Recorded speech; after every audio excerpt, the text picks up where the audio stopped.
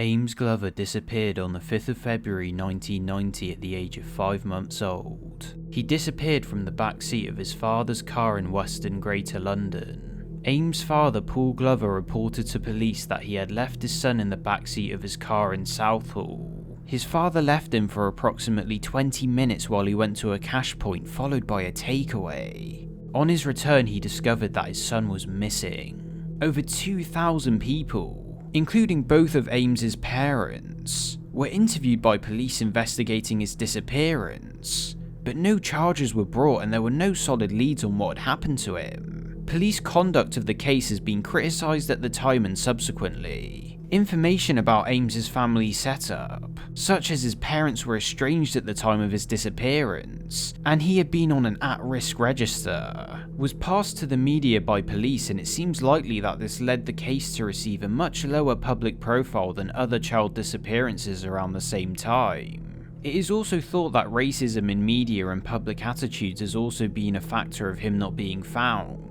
The independent newspaper stated that it's harder to make a good story out of a missing black child than one out of one with blonde hair and blue eyes. After pressure from Ames's mother, the case was reopened in 2002 under the control of Scotland Yard's Racial and Violent Crimes Task Force. In 2003, police officers travelled to Ghana in West Africa, and this was because of a tip-off that Ames may have been taken there. A reward was offered for the information, but inquiries proved fruitless. DNA tests on 2 young Ghanaian men were named in relation to the case, but they came out negative. There have been periodic appeals for new information since then, but there's been no significant progress. As of 2020, the case remains open, with Ames's mother saying, "Although I've tried to move on, there will always be part of me that cannot. I need to know what happened to Ames."